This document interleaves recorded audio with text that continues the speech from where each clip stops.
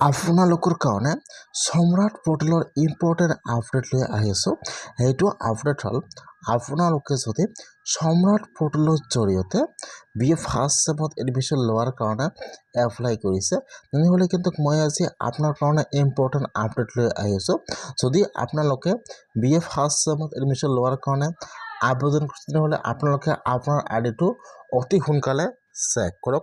কিছুমানৰ কিন্তু আইডিত আপডেট আহি গৈছে, কিছুমানৰ ডকুমেণ্ট আপলোড হোৱা নাই আৰু এই ডকুমেণ্ট আপলোড কৰিব লাগিব। কিছুমানৰ কিন্তু এপ্লাই হোৱা নাই বা ৰিজেক্ট হৈ গৈছে। এতিয়া আপোনালোকে সকলো বস্তু চেক কৰিব লাগিব। কেনেকুৱাকৈ আপোনালোকে সম্ৰাট পোৰ্টেলৰ সকলো ইম্পৰ্টেণ্ট আপডেট চেক কৰিব, সম্পূৰ্ণ প্ৰচেছ ষ্টেপ বাই ষ্টেপ দেখুৱাই দি আছোঁ। আপোনালোকে জানিবলৈ হ'লে ভিডিঅ'টো সম্পূৰ্ণকৈ চাই ল'ব, স্কিপ নকৰাকৈ। আৰু যদি আপোনালোকে মোৰ চেনেলত নিউ হয়, মোৰ চেনেলটো সাবস্ক্ৰাইব কৰি ৰাখি দিব নতুন নতুন ভিডিঅ' পাবলৈ হ'লে। কেনেকুৱাকৈ আপোনালোকে সম্ৰাট পোৰ্টেলৰ আপডেট কৰিব, সম্পূৰ্ণ প্ৰচেছ চাই লওক। এতিয়া আপোনালোকে ফাৰ্ষ্ট সম্ৰাট পোৰ্টেলৰ অফিচিয়েল ৱেবছাইটত আহি যাব। যদি আপোনালোকে মোবাইলত কৰিছে, তেনেহ'লে আপোনালোকে ফাৰ্ষ্ট ইয়াত আপোনাৰ ব্ৰাউজাৰটো ডেস্কটপ ছাইড কৰি ল'ব।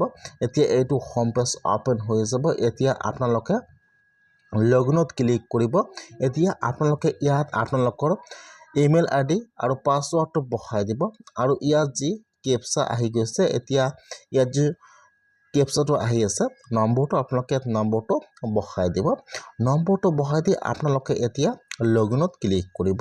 এতিয়া কিন্তু আপোনালোকৰ প্ৰফাইলটো ইয়াত অ'পেন হৈ যাব। এনেকুৱাকৈ আপোনালোকে কিমানটা কলেজত এডমিশ্যন লোৱাৰ কাৰণে এপ্লাই কৰিছে ইয়াত নম্বৰ শ্ব' কৰিব। এতিয়া আপোনালোকে ইয়াত চাব, ইয়াত যিটো আপোনালোকৰ হোমৰ তলত ইয়াত যিবিলাক প্ৰফাইল দিয়া আছে, এতিয়া আপোনালোকে ইয়াত চাব লাগিব যে আপোনালোকৰ তাত কোনো আপডেট আহিছে নেকি। যদি আপোনাৰ তাত কিবা আপডেট আহিছে, ইয়াত দেখুৱাই দিব।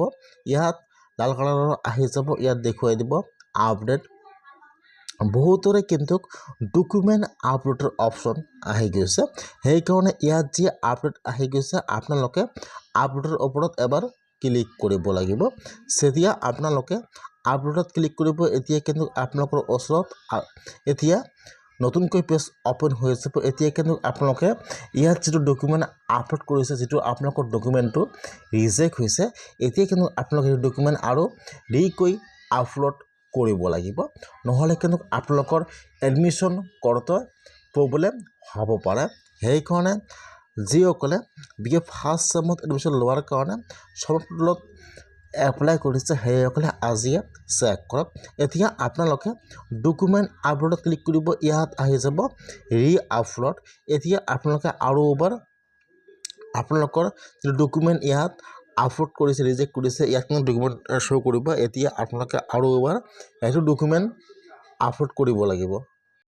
বহুতৰে কিন্তু ডকুমেণ্টৰ আপলোডৰ অপশ্যন আহি গৈছে। যিসকলৰ ডকুমেণ্ট ৰিজেক্ট হৈছে, ইয়াত দেখুৱাই দিব আপডেট। এতিয়া আপোনালোকে আপলোডত ক্লিক কৰিব লাগিব আৰু আপোনালোকে ৰিকৈ ডকুমেণ্ট ইয়াত আপলোড কৰিব লাগিব। আপোনালোকে ইয়াত ৰিকৈ ডকুমেণ্ট আপলোড আপোনালোকে আৰু এবাৰ চেনেলত ক্লিক কৰিব, কিন্তু ডকুমেণ্টটো আপলোড হৈ যাব। বহুতৰে কিন্তু সেইটো প্ৰব্লেম আহি গৈছে। যদি আপোনালোকৰো এনেকুৱা আহি গৈছে ডকুমেণ্ট আপলোড, তেনেহ'লে আপোনালোকে অতি সোনকালে ডকুমেণ্ট আপলোড কৰক। আৰু যিহেতু বেছি সময় নাই, এতিয়া আপোনালোকে যদি সেইটো কলেজ উদ্যোগ কৰিব বিচাৰে, আপোনালোকে যিটো কলেজত আবেদন কৰিছে, এতিয়া কিন্তু আপোনালোকে সেইটো কলেজ ইয়াৰ পৰা উইথড্ৰ কৰিব পাৰিব।